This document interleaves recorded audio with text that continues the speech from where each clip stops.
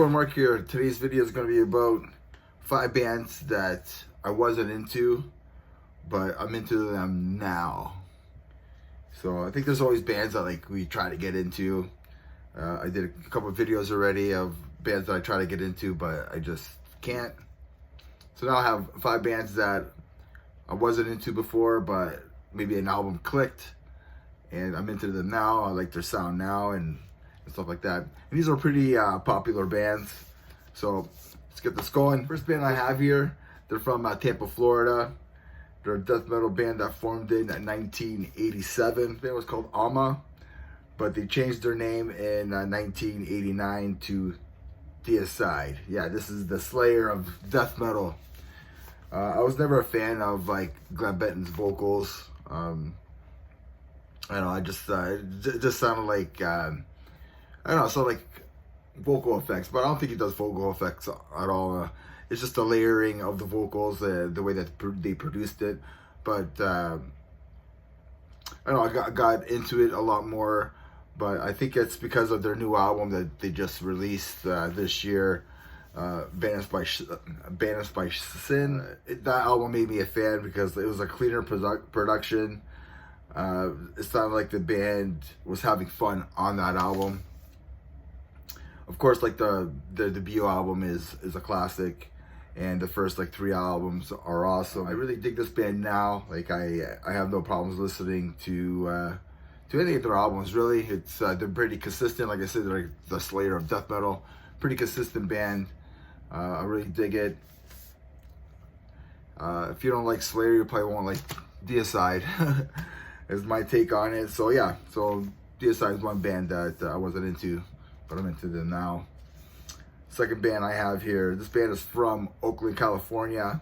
They formed in 1998. The frontman and founder also plays guitar for a band, Sleep. They won a Grammy Award for Best Metal Performance in 2019 with their song Electric Messiah.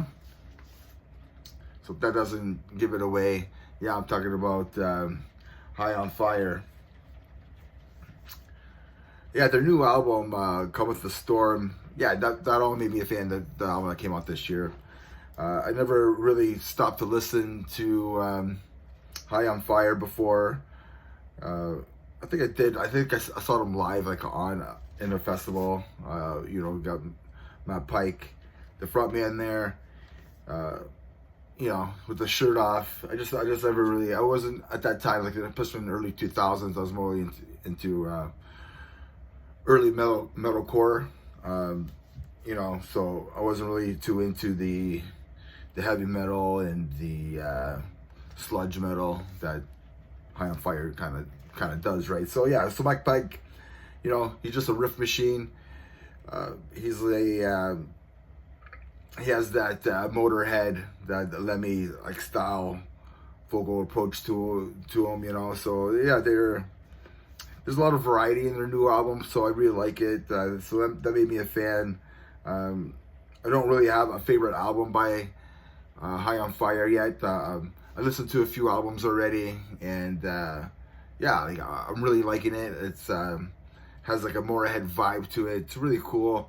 So yeah, the High on Fire is another band that I wasn't too into them. I never really stopped to listen to them, but now I dig them now, right? So next band I have here, third band. This band formed in 1983.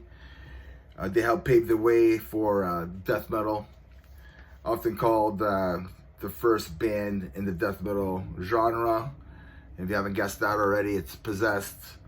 Honestly, Seven Churches, I hated that album. I never got it. I thought it was just a mess. But I kept listening to it. I wanted to get into it. Then one day I was listening to Slayer's Show No Mercy. Some of these riffs on Seven Churches reminds me of Slayer's Show No Mercy. So for me, Seven Churches sounds like a faster Show No Mercy album. These guys were 17, 16, so they were influenced by that early sound. So they're probably taking these riffs like Show No Mercy, Venom, whatever it is, and they made it faster.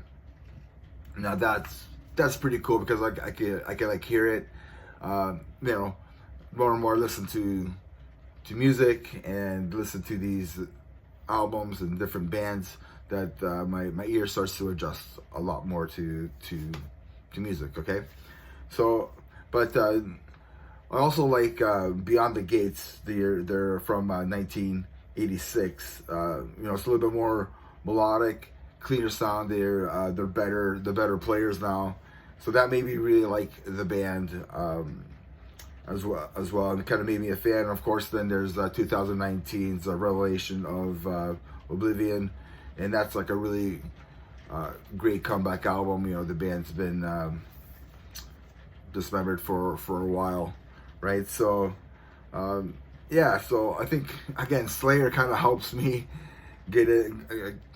Slayer kind of helped me get into Possessed, Seven Churches, and it made me a fan because like now I can see the riffs. It's just teenagers having fun, trying to write their favorite riffs as fast as they can. So that made me really love Possessed. Man, I have here. They changed their name in 2001, and they are from France.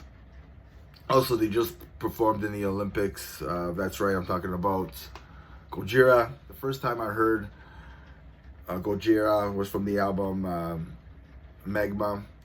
I didn't care for it. I was like, it's okay. But in 2021, they released Fortitude, and that got me into the band. I was really into that album. Amazonia, one of the songs on the album, I think that was like their single. That was a really catchy tune. It really got me into the band, and I started listening to them a lot more. Listening to the other albums. I think 2021 Fortitude was probably my top 5 bands, my top 5 albums. I mean, so but like I think L'Enfant Sauvage is probably my favorite album from the band. It's a really heavy album. Really shows a lot of groove and a lot of that polyrhythmic beats that they do. So yeah, so Gojira is one band I wasn't into before, but now I am. So the last band I have here is from Richmond, Virginia.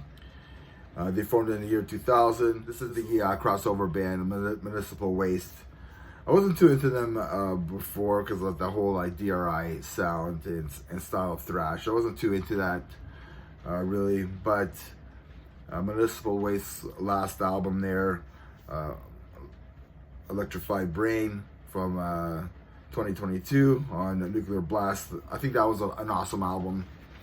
Then I went back and I got into their early albums like Hazard Mutilation from 2005 and The Art of Parting from 2007. I remember like listening to that album and I thought it was okay. It was pretty cool, but I never really got into Municipal Waste. And I started wondering why I never got to this band sooner. I think after, like I was saying before, that early 2000s, I was really into like the metalcore.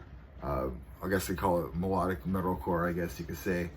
And I was getting into more like death metal stuff as well, so I could see why, especially Montreal death metal. So better late than never, right? So let me know what albums or bands that took you a bit to get into. Let me know in the comments, everybody. If you haven't subscribed to my channel, please do so. Remember, everybody, metal never dies. Cheers.